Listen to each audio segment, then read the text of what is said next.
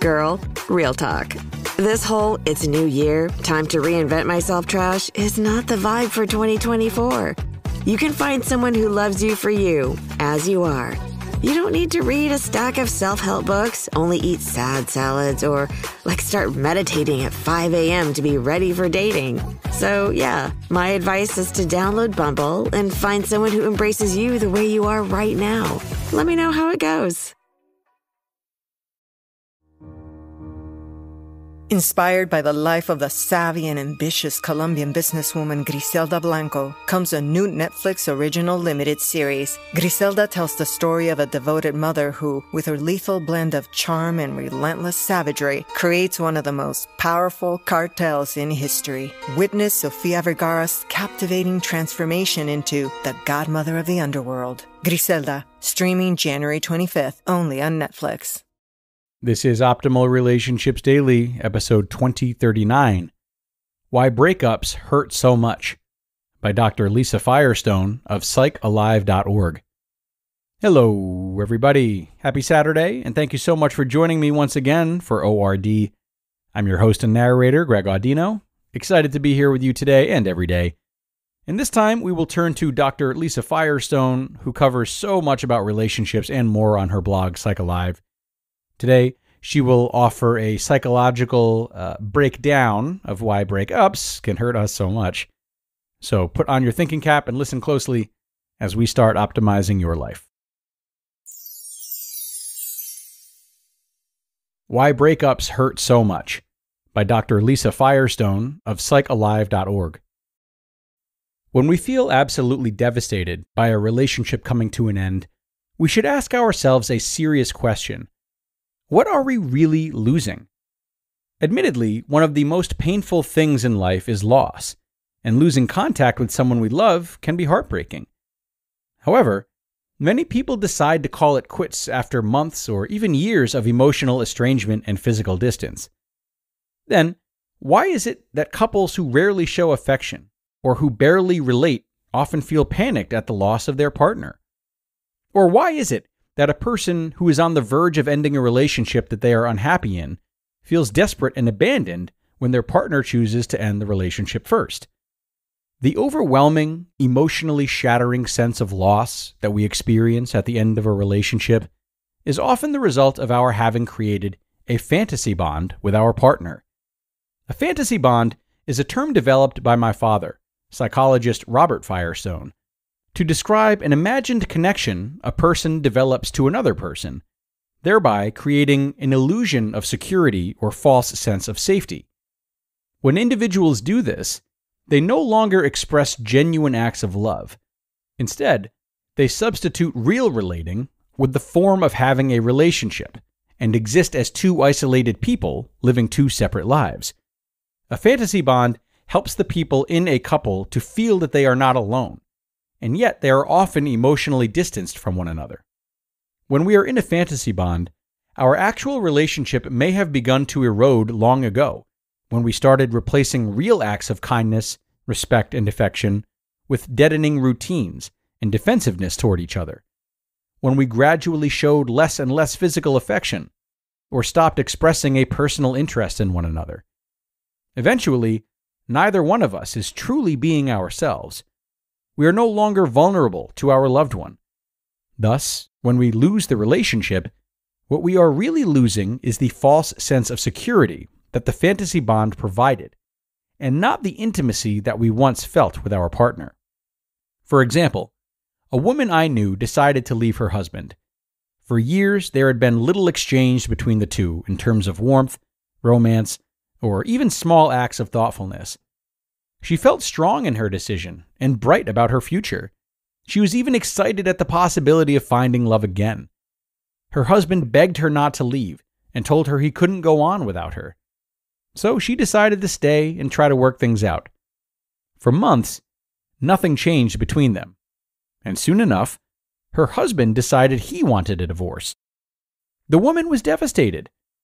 Having once felt solid about her own decision to leave, she now felt panicked and fell to pieces at the thought of being alone. She feared she wouldn't be able to take care of herself, to even survive without him. It took her some time, But the woman ultimately realized that it wasn't her husband's loss she was mourning. It was the illusion of security that the relationship provided. She had used her marriage to feel that she was living up to society's expectations, to prove that she was a desirable woman. When she planned to leave him, she felt stable and confident in herself. Yet when he decided to leave her, she was overwhelmed by fears, insecurities, and attacks on herself. When we're feeling devastated after a breakup, it's important to take a hard look at what might be creating this feeling. Is it the loss of the relationship or the fantasy? Were we really treating each other in a loving way? Were we really there for each other? Were we both showing care, honesty, and respect for each other? Am I upset by the loss of actual relating or the fantasy that we substituted for real relating long ago? Am I indulging in self-critical thoughts that tell me I'll never find love, or that there is something wrong with me?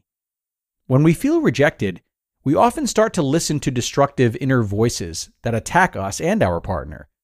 When we're listening to these destructive thoughts, we're more likely to feel humiliation than real sadness over our loss.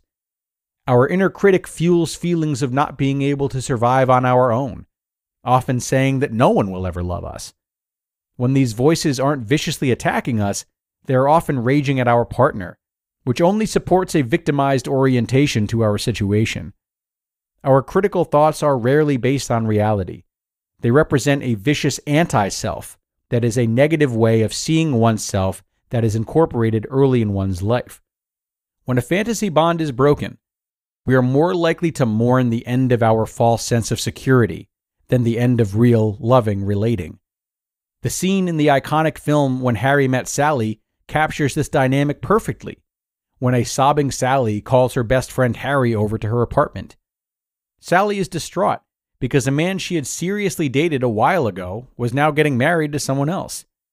While Sally had never wanted to marry her ex and felt admittedly fine after their breakup, the news that he was committing to someone else had her in hysterics.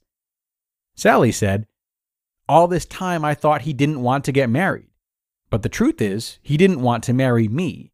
He didn't love me." Harry says, "If you could take him back now, would you?" And Sally replies, "No, but why didn't he want to marry me? What's the matter with me?" When we break up with someone and we're willing to let go of this illusion of connection, we might find that we are far less devastated by the separation. Instead, we can feel our real feelings of sadness or loss. However, we won't feel as if we are losing ourselves. It's important to remember that you are a whole person on your own. No person can complete you. You're not losing your identity by losing your relationship. You may even be opening up a door to get to know yourself better.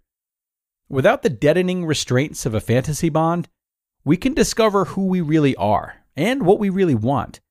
We can develop our capacity to be loved and open ourselves up to staying close with someone who is available and kind to us. A relationship built on love, as opposed to fantasy, is far less likely to crumble overnight because it is based on honesty and real relating. When we develop ourselves, we improve our chances of finding the type of relationship that keeps us feeling vital and is well worth fighting for. You just listened to the post titled, "Why Breakups Hurt So Much," by Dr. Lisa Firestone of psychalive.org. Girl, real talk. This whole "it's a new year, time to reinvent myself" trash is not the vibe for 2024.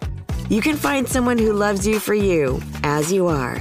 You don't need to read a stack of self-help books, only eat sad salads, or start meditating at 5 a.m. to be ready for dating. So yeah, my advice is to download Bumble and find someone who embraces you the way you are right now. Let me know how it goes. Now, there's a lot of talk about New Year's resolutions right now, and most of them revolve around either a healthier lifestyle or freeing up some time for ourselves. Why not both? Get started on your resolutions with Factor, so you're ready for the new year. Factor's ready-to-eat meal delivery takes the stress out of meal planning and sets you up for success in the new year. Skip the grocery stores, prep work, and cooking fatigue. Instead, get chef-crafted, dietitian-approved meals delivered right to your door. with over 35 meals to choose from per week, including options like keto, calorie smart, vegan and veggie, and more, plus over 55 weekly add-ons, you'll have a ton of nutritious and flavorful options to kickstart your resolutions. And what I really like is that when things get hectic, Factor is flexible. Change your order up every week with plans from 4 to 18 meals per week, or pause or reschedule your deliveries anytime. So head to factormeals.com/optimal50, that's optimal50, and use code optimal50 to get 50% off. That's code optimal50 at factormeals.com/optimal50 to get 50% off. And thank you so much to Dr. Lisa Firestone for another terrific write-up and a great take on breakups that we might not have heard before, albeit a very good and legitimate theory. So understanding the fantasy bond is vital because it helps us recognize that our grief over a relationship's end might not be about the loss of true intimacy, but rather the loss of this illusion. So instead of feeling sorry for ourselves, this can prompt us to reflect on the nature of our relationship. Were we genuinely connected? Or were we clinging to a comforting but false idea of togetherness? This line of questioning can be so incredibly enlightening, yet it's often skipped over if we are assessing our relationship and the bond we had in the wrong way. So, realizing the presence of a fantasy bond can be transformative. It encourages honest assessment of relationships and it confronts true feelings, paving the way for healthier, more fulfilling connections in the future. And with that, we are going to wrap things up for today, everyone. A big thank you once again to Dr. Lisa, and to all of you, of course, for being here and making another episode possible. We could not do this without you. So have a great rest of your day, everybody. Enjoy your weekend, and be sure to come back again tomorrow for both our regular episode as well as our weekly bonus episode. That's where your optimal life awaits.